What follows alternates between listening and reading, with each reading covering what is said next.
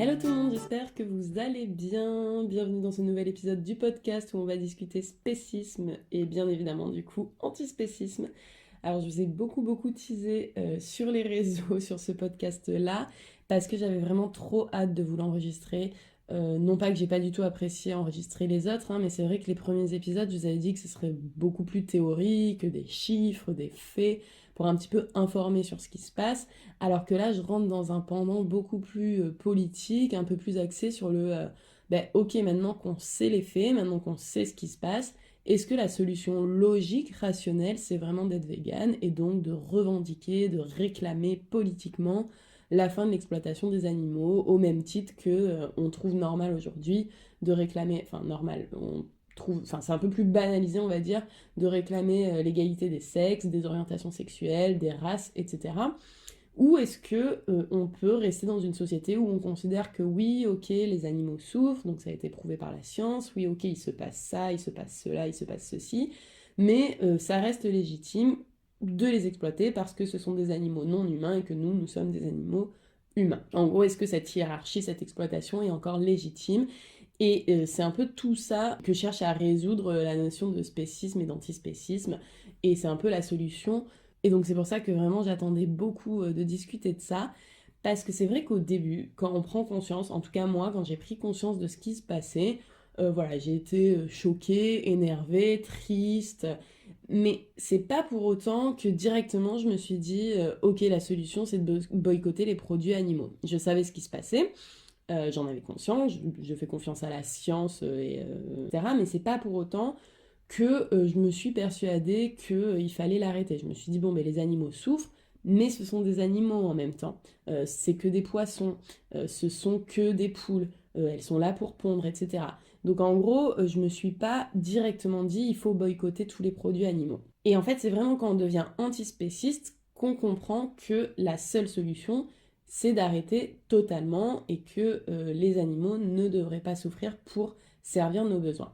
Donc je sais que tout le monde n'est pas forcément familier avec le terme, parce que j'avais fait aussi un sondage sur Instagram pour voir un petit peu qui, dans les personnes qui m'écoutent, étaient familiers avec le terme ou non, et donc je vais quand même préciser ce que c'est, avant de développer ensuite pourquoi est-ce que si on se dit humaniste, féministe, activiste, peu importe la forme d'égalité qu'on prône et peu importe la forme d'injustice que l'on veut combattre, est-ce qu'il faut et est-ce qu'on doit se revendiquer aujourd'hui aussi antispéciste. Donc je pense d'abord qu'il est hyper important de préciser ce que n'est pas l'antispécisme et ce que ne prônent pas les véganes activistes, parce que c'est vrai que c'est assez caricaturé et tout de suite on va vous dire ah oui mais les antispécistes ils veulent octroyer les mêmes droits à toutes les espèces, du coup ils veulent que les vaches puissent se marier et puissent adopter et veulent ouvrir un compte en banque aux hippocampes. Non. Et je précise que l'égalité, quelle que soit la lutte dont on parle, c'est considérer qu'à intérêts égaux, on octroie des droits égaux. Point. Donc c'est pas dire qu'on traite toutes les espèces de la même manière, ça veut juste dire qu'à intérêts égaux, on leur donne des droits égaux. Donc une vache, elle a aucun intérêt, aucune envie, aucun besoin de se marier. Donc on va pas lui accorder le droit au mariage. Et les antispécistes ne souhaitent pas donner le droit au mariage à une vache. Par contre, elles ont le même besoin physiologique que nous, et donc le même intérêt, de pouvoir se retourner, de pouvoir s'allonger pour dormir, de pouvoir marcher, de pouvoir ne pas être enfermée dans une cage pour dormir.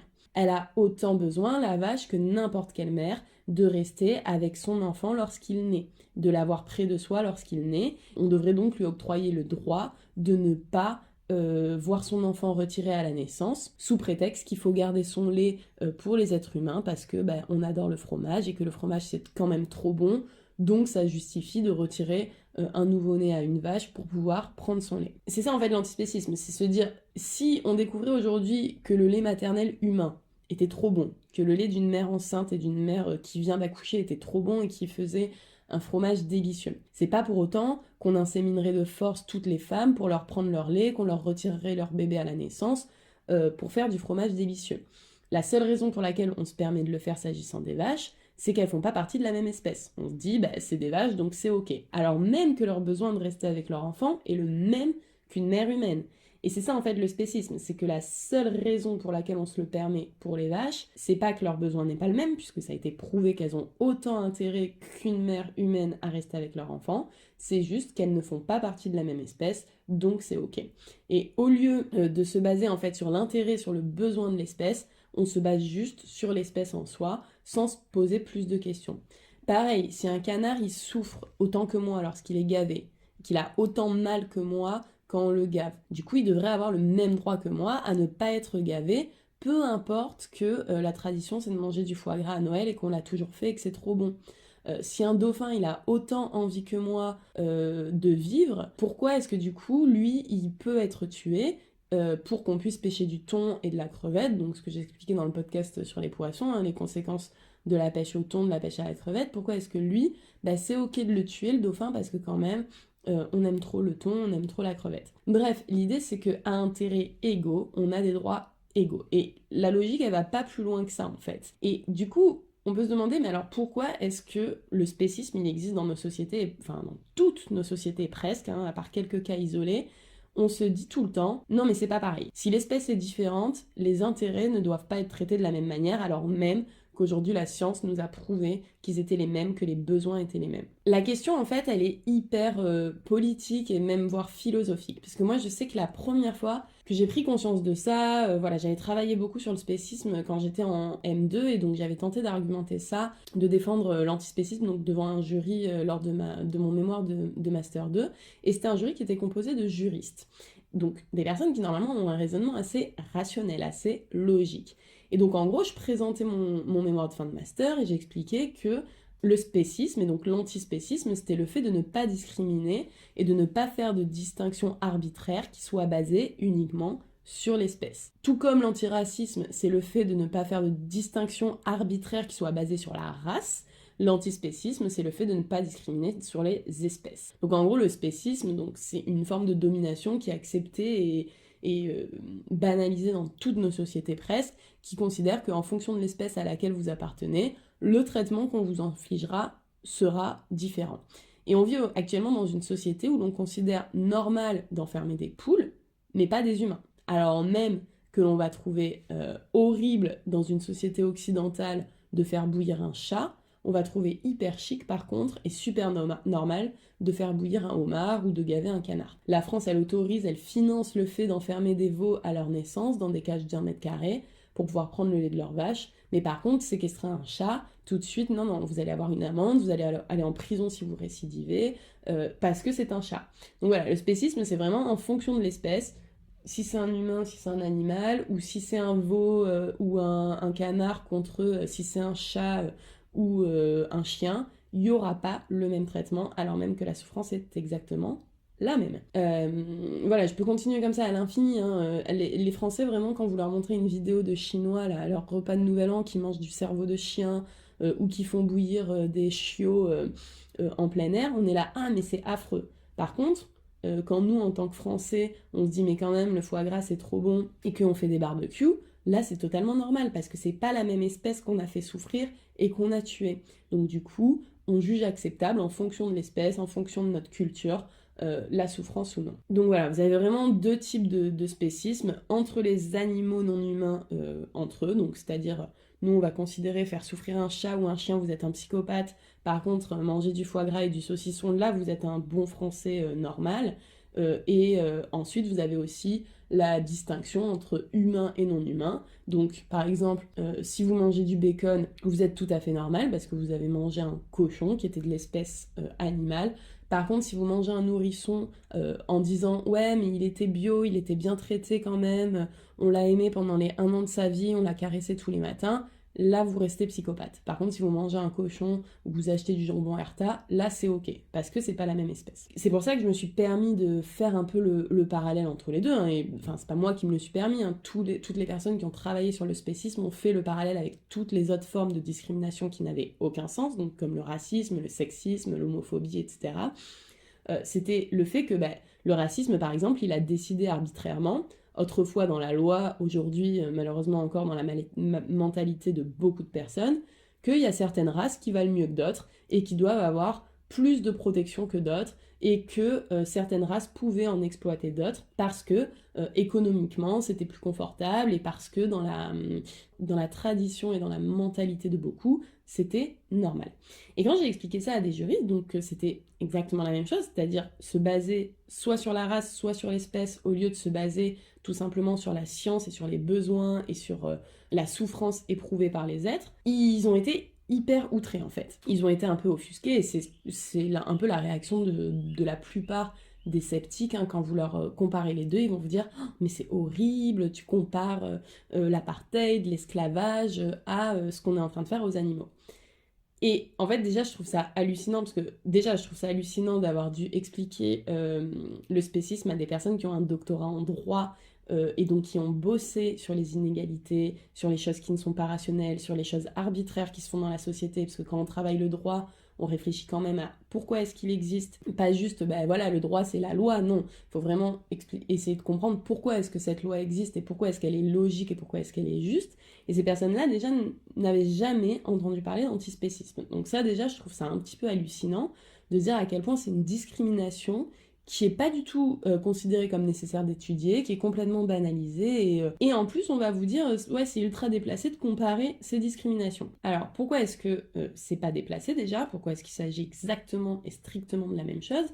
Et surtout, pourquoi est-ce que les combats sont liés? Parce que si un jour vous avez quelqu'un qui vous dit oh mais c'est horrible, tu te bats pour la cause des cochons et des poules alors qu'il y a des êtres humains qui sont exploités, alors qu'il y a des prisonniers politiques, alors qu'il y a des homosexuels qui sont exterminés dans un nombre incalculable de pays, alors qu'il y a du racisme et du classisme ambiant et toi tu préfères te battre pour ça, prendre du temps pour ça. Bref, toutes ces personnes qui vont vous dire que c'est inadmissible qu'on se batte d'abord pour les animaux non humains avant d'avoir réglé le problème des humains. Alors non seulement quand on vous dit ça, ben, c'est du spécisme, parce que c'est considéré du coup que les intérêts des humains, alors même qu'ils sont les mêmes, sont prioritaires sur ceux des animaux non humains, mais en plus, ça n'a aucun sens. Parce que les causes sont liées, qu'on ne pourra jamais mettre fin au sexisme sans mettre fin au racisme, sans mettre fin à l'homophobie, sans mettre fin au spécisme. Bref, toutes les causes doivent être battues en même temps, doivent être combattues en même temps, dans une même dynamique qui est de juste tout simplement arrêter de discriminer arbitrairement en se basant sur des critères qui ne sont pas rationnels en fait. Et c'est pour ça que toutes les luttes pour l'égalité sont les mêmes. À partir du moment où on considère que parce qu'on a du pouvoir et parce qu'on est différent de quelqu'un d'autre, on peut l'exploiter et on peut lui donner des droits différents, on reste dans une société qui est arbitraire. Et c'est pour ça que toutes les causes sont liées et qu'on ne peut pas en combattre une à la fois. Et de toute façon, la plupart du temps, les personnes qui vous diront ça, oui mais tu te bats pour les droits des animaux et pas pour les droits des prisonniers, ce sont des personnes qui ne font rien. Donc voilà, vous pouvez déjà les arrêter tout de suite et leur demander ah oui mais toi du coup tu fais quoi pour les enfants qui meurent de faim à part manger de la viande qui crée de la famine, enfin c'est quoi un peu le fondement de la leçon que tu me donnes ici, mais bon. Bref. Donc déjà, pourquoi est-ce que c'est pas horrible de comparer les deux? Déjà, l'argument pour vous dire que oui, le racisme c'est beaucoup plus grave que le spécisme, c'est un petit peu, le racisme c'est illégal, c'est intolérable. Alors, bien sûr, là, je pars du principe que vous êtes en train de parler avec des personnes non racistes, hein, parce que sinon, le combat et l'argumentation va être un petit peu plus compliqué, parce qu'il y a un petit peu plus de déconstruction à faire dans leur cerveau, et je vais pas me lancer là-dedans tout de suite. Mais voilà, en gros, le racisme, c'est illégal, c'est intolérable, parce qu'il n'y a aucune différence entre les noirs et les blancs, entre les asiatiques et les eurasiens. On a tous le même niveau d'intelligence, de souffrance, de résistance à la douleur, et c'est pour ça qu'on doit tous nous traiter de la même manière. Que je sois noir, blanc, jaune, vert, j'ai un intérêt à vivre, à ne pas être exploité, à ne pas me faire tirer dessus arbitrairement parce que j'ai ouvert ma boîte à gants, à avoir accès aux mêmes emplois et aux mêmes appartements, quelle que soit ma couleur de peau. Logiquement, on doit donner à tous les mêmes droits. On vous dit donc, le racisme c'est arbitraire parce qu'il n'y a pas de différence entre les races. Par contre, le spécisme, lui, est fondé parce qu'il y a une différence entre un cochon et un humain, ou un cochon et un chien, puisque vous avez ces deux sortes de spécisme qui existent. Et c'est ça, en fait, c'est cette dernière phrase juste qui est fausse, qui en tout cas est mal utilisée et qui fait que les spécistes restent arbitraires et n'ont pas poussé la réflexion assez loin. Parce que si vous vous demandez quelle est la différence? Enfin, demandez à quelqu'un de spéciste, ou même si vous-même vous êtes encore spéciste aujourd'hui, quelle est la différence vraiment entre un humain et un cochon? La forme du visage, enfin la peau ou le pelage, la forme du visage, la manière de se déplacer, la manière de s'exprimer. Donc oui, ok, il y a des différences, mais en gros c'est tout, hein. Le fait d'avoir un visage, une apparence et un langage différent. Mais du coup, est-ce que le fait d'avoir un visage, une apparence différente, une mobilité différente et une manière de s'exprimer différente justifie de vous donner des droits différents en ce qui concerne vos conditions de vie, d'enfermement, de souffrance et de mort? En gros, c'est un peu ça qu'il faut se poser comme question. Donc du coup, pourquoi est-ce que sous prétexte que le cochon il est différent physiquement, il se déplace pas pareil et il s'exprime pas pareil, il peut être nourri avec du soja, enfermé toute sa vie et être tué à l'âge de 3 ans? C'est quoi le rapport? On va vous dire aussi peut-être, en même temps il est moins intelligent. Un animal non humain, il est moins intelligent, donc c'est ok de le tuer. Alors du coup, pourquoi est-ce qu'on fait pas la même chose à un enfant de 3 ans? Je veux dire, si vraiment le fondement rationnel de tuer un animal plutôt qu'un humain, c'est l'intelligence, un enfant de 3 ans, il est aussi intelligent qu'un cochon. Et un cochon, il est plus intelligent qu'un chien. Donc pourquoi est-ce qu'on considère ok, encore une fois, de tuer un chien et pas un enfant? Les seules raisons, c'est littéralement les 3 choses que j'ai dit au-dessus, c'est-à-dire se déplacer, la manière de se déplacer, le langage et l'apparence. C'est ces critères qui rendent la chose acceptable. Donc en gros, on prend le problème à l'envers. En fonction de votre apparence, de votre langage et de votre manière de vous déplacer, on vous octroie des droits et on considère que c'est bon de vous enfermer. Mais alors que ça n'a aucun sens. On devrait faire un truc qui est plus logique, c'est-à-dire en fonction de vos intérêts, en fonction de votre capacité à souffrir, à avoir envie de vous déplacer. Dans ce cas-là, on vous octroie des droits. Si un cochon il souffre autant qu'un enfant de 3 ans et il a autant de conscience de sa souffrance que moi ou qu'un chien, on s'en fiche qu'il n'ait pas la même apparence et le même langage. On s'en fiche qu'il soit mignon ou pas. On n'octroie pas des droits des droits à ne pas être enfermé, à pouvoir gambader, à pouvoir vivre en fonction de votre apparence physique. On devrait les accorder en fonction de votre envie de gambader, de ne pas être enfermé et d'avoir envie de vivre. Donc voilà pourquoi est-ce que vraiment ça n'a aucun sens d'octroyer des droits en fonction de l'espèce. C'est pour ça que c'est pareil que le racisme en fait. On considérait que si vous êtes noir, c'est bon, on peut vous réduire en esclavagisme parce que vous avez la peau noire. Par contre, si vous êtes blanc, vous pouvez exploiter des esclaves. C'est exactement la même chose parce qu'on ne se base pas sur la souffrance, l'envie de liberté et le besoin de vivre normalement des gens, qui est exactement le même. On ne se base pas sur le niveau d'intelligence, qui est exactement le même. Non, on se base sur des critères physiques. Et aussi, on se basait aussi sur ça pour le racisme, sur le niveau de langage, enfin la manière de s'exprimer. Si vous ne savez pas vous exprimer, vous pouvez être réduit en esclavage. C'était exactement la même chose pour les indigènes. Pourquoi est-ce qu'on a réduit les indigènes en esclavage et qu'on a considéré qu'ils étaient inférieurs? Parce qu'ils s'exprimaient différemment des personnes qui sont venues les coloniser. Donc c'est exactement la même chose. On ne s'est pas basé sur des critères logiques et rationnels, on s'est basé sur des critères physiques, des critères de langage, des critères de manière de se déplacer, parfois des critères d'intelligence qui n'étaient aucunement justifiés. Et c'est le cas encore aujourd'hui parce que vraiment quand on va vous dire « ouais mais quand même une vache c'est moins intelligent », oui une vache c'est moins intelligent qu'une personne de 20 ans, par contre une vache c'est aussi intelligent qu'un bébé de 2 ans. Et si je vous dis « ah mais ce matin j'ai mangé un bébé de 2 ans, mais je vous promets il était bio, il était bien élevé, on s'en est vraiment bien occupé avant de le tuer », vous allez me prendre pour une psychopathe. Par contre, si je vous dis ça avec un veau, c'est normal. Pourquoi est-ce que c'est normal pour le veau alors qu'il est aussi intelligent que l'enfant? C'est parce qu'il n'a pas la même tête. Et c'est parce qu'il ne fait pas partie de la même espèce. Et donc, pourquoi est-ce que toutes ces discriminations, qu'elles soient basées sur la race, sur le sexe, sur l'orientation sexuelle, sur le genre ou sur l'espèce, elles sont liées? Pourquoi est-ce qu'il ne doit pas y avoir de hiérarchie? Pourquoi est-ce qu'on doit arrêter de se dire non mais bats-toi d'abord pour l'égalité des races, puis pour l'égalité des sexes, puis pour l'égalité des classes, puis pour l'égalité des orientations sexuelles, puis pour l'égalité des espèces. Pourquoi est-ce qu'il ne doit pas y avoir de hiérarchie? C'est parce que si on considère qu'on a le droit de soumettre, exploiter, bafouer les besoins physiologiques, psychologiques, physiques sur la seule base de l'espèce, on accepte une discrimination qui est arbitraire. Et on reste donc dans une société qui, en fonction d'un critère qui a été arbitrairement décidé et qui n'a aucun sens rationnel, on décide, en fonction de ce critère, votre capacité de vous exprimer, votre force physique, votre non-capacité à vous organiser, à vous révolter. En fonction de ces critères-là, on peut décider que oui, on peut vous exploiter et que c'est ok de vous octroyer des droits différents de nous, alors même que vous devriez avoir les mêmes parce que vous avez les mêmes besoins. Si on accepte ça, en fait, on accepte tout. On accepte de vivre dans une société qui n'a aucun sens et qui ne se base sur aucun critère logique. Et donc si vous considérez qu'en fonction de l'apparence physique ou du langage, vos droits à ne pas souffrir sont différents de ceux des personnes qui souffrent exactement de la même manière, si vous considérez que le seul fondement c'est l'espèce, sans aucun autre argument, c'est exactement la même chose que dire oui non mais eux ils n'ont pas les mêmes droits mais en même temps ils n'ont pas la même orientation sexuelle.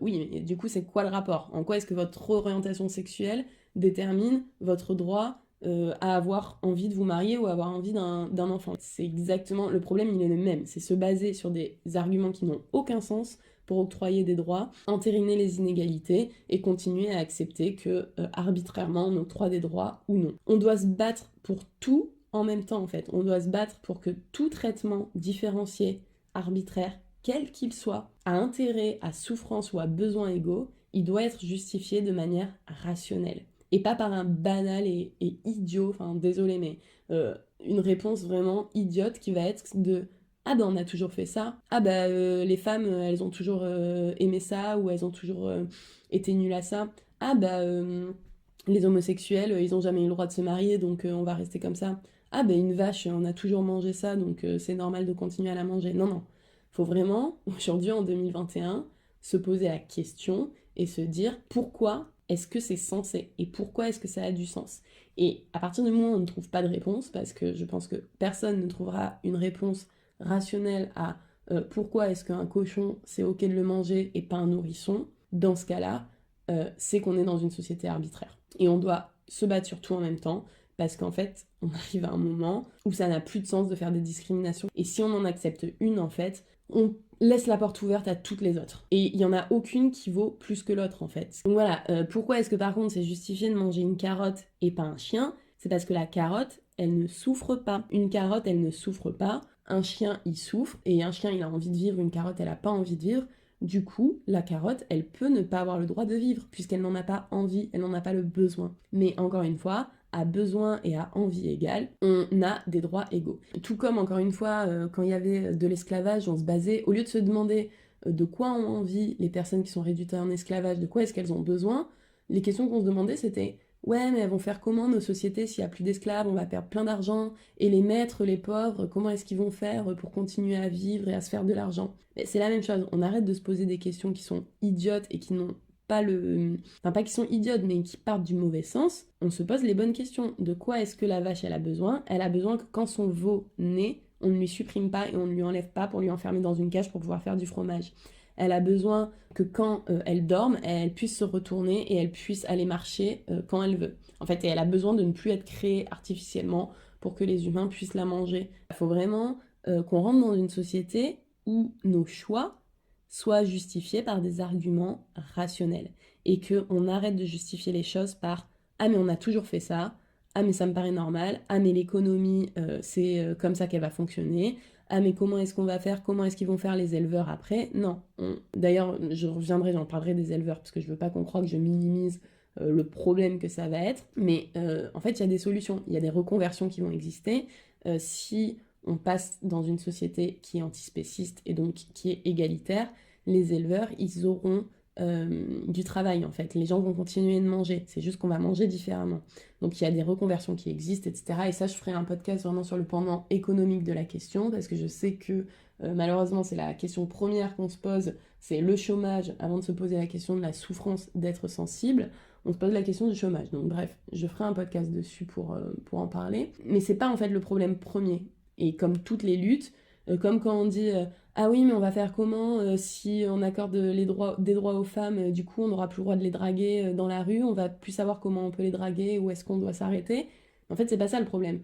Le problème premier qu'il faut régler, c'est pas comment vont faire les hommes pour nous draguer sans passer pour des harceleurs. Le problème premier c'est arrêter de harceler, et ensuite on verra comment est-ce qu'on explique aux hommes comment draguer sans harceler. Il y aura des solutions, tout va bien, tout le monde y trouvera son compte, mais la première des choses c'est juste arrêter arbitrairement de discriminer. Et encore une fois, c'est pas du tout utopiste de penser antispécisme et de penser véganisme. Parce que ça aussi, il y en a beaucoup qui disent ouais non mais c'est super, mais si on est dans un monde vegan, on va être envahi d'animaux, et puis c'est pas possible, et puis tout le monde s'y mettra pas, etc. Non, en fait ce qui est utopique, c'est de penser qu'on peut continuer à vivre dans cette société de cette manière-là.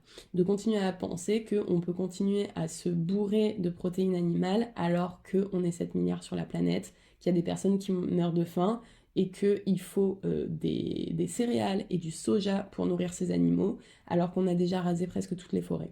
Donc c'est ça qui est utopique. Par contre, ce qui est rationnel et ce qui est logique, c'est de dire, maintenant on vit dans une société où on ne fait pas passer notre plaisir gustatif, nos traditions, avant la souffrance et la vie d'autres êtres sensibles qui ont envie de ne pas souffrir et de vivre. Et j'espère que j'ai été claire sur ce qu'était l'antispécisme et sur pourquoi est-ce que le véganisme, c'est pas juste un régime à la mode, c'est vraiment un mouvement politique qui se base sur la lutte contre toutes les inégalités. Être vegan, ça veut pas forcément dire, enfin je pense à mon sens, ça veut pas forcément dire être parfait et réussir toute sa vie à ne jamais faire entrer de produits animaux, ne jamais exploiter d'animaux dans sa vie. Être vegan, ça veut juste dire avoir en tête que le but de nos actions, quand on le peut, doivent pencher vers une société qui est égalitaire entre les espèces. Et je pense vraiment que le mouvement vegan, c'est un mouvement qui est juste pour l'égalité et pour la fin des discriminations arbitraires, en fait. Et rentrer dans un mouvement qui soit beaucoup plus solidaire et beaucoup plus logique et rationnel.